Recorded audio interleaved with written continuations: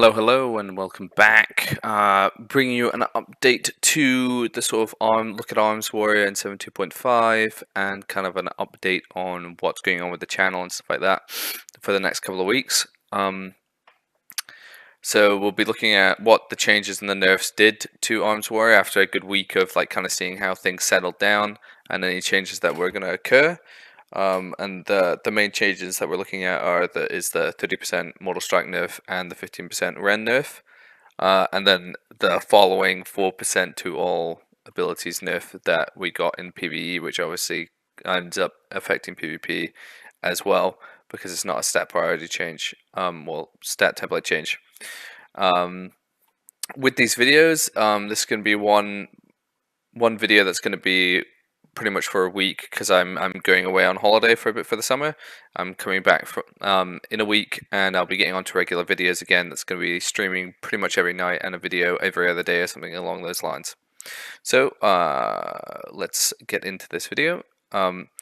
So what I'm going to have in the background is I'm playing the Ren spec. I'm still getting used to it, so my damage is kind of like blah occasionally, and I haven't felt out the specific one that I want to play, but we get a couple of good games in. This is around about 2k.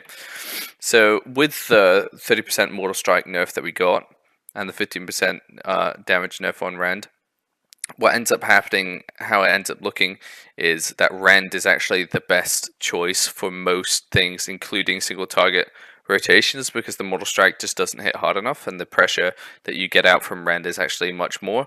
So you can Rend off targets as they walk past and keep your Rend up on your primary target or the other targets that you want to be like DPSing down, because with a lot of these games, especially when you get to higher ratings and you've got really good teams fighting against good teams, it goes to dampening quite heavily, and that's where this overall pressure is gonna really ramp up, especially with putting out the sharpened blades and things like that.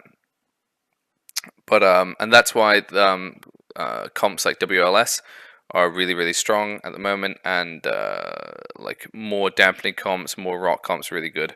So WLS is probably the strongest, I'd say. Turbo is really good. It's the pressure from the Rend and a lot of damage that comes out still works really well, and this is TSG at the moment, works amazingly well as well. I haven't played any Unholy TSG yet, so I'll find that out later. I played some Thunder. Thunder works quite nicely, although it's kind of hard to beat some teams. But as you see here, like the single target rotation is essentially the same. You're still picking the same priority targets, and you're like setting up the same. But you spread your Rens, and then you're doing your Colossus Smash, Mortal Strike, fillers with Slam and stuff like that, playing that all the same to get your single target rotation out, while having really heavy Ren ticks going off on other targets, and it allows you to swap because everyone's kind of like starts to rot down, and it makes some DPS pop cooldowns when they shouldn't. Like if a rogue pops his cooldowns without a significant amount of pressure on him, you can swap him if he doesn't have an evasion or something like that, which leads to sort of like the more playing of Stormbolt and being less reliant on like setups, unless it's a cleave team, because you can't really hit the triples that often, and you need to peel or set up swaps with Stormbolt, which is quite nice. Now, with Honor Talents, what changes up is you end up playing War Banner a lot, especially against a lot of these teams that have a considerable amount of CC, such as like your Rogue Mages, or your like Feral Rets, stuff like that, where it's just like it's a lot of, or Feral Hunters, where it's like a lot of CC is going to come out in like a big chain.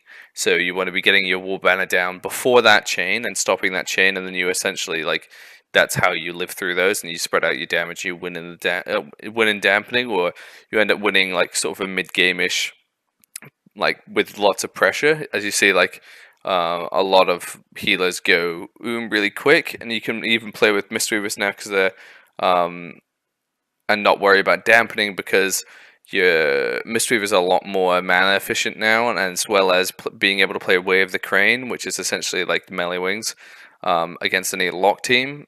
You're not going to really have any issues in terms of mana and keeping up with those like damaging abilities. There's not much else really to cover. The execute's still really nice. I tried out the avatar build a couple times in the Q session before. I did it in a couple of these games actually in between this Ren build one, and it really doesn't hold up that well. It's doing now less damage than it did in the previous patch, and it's kind of just a bit blah. It doesn't really work that well.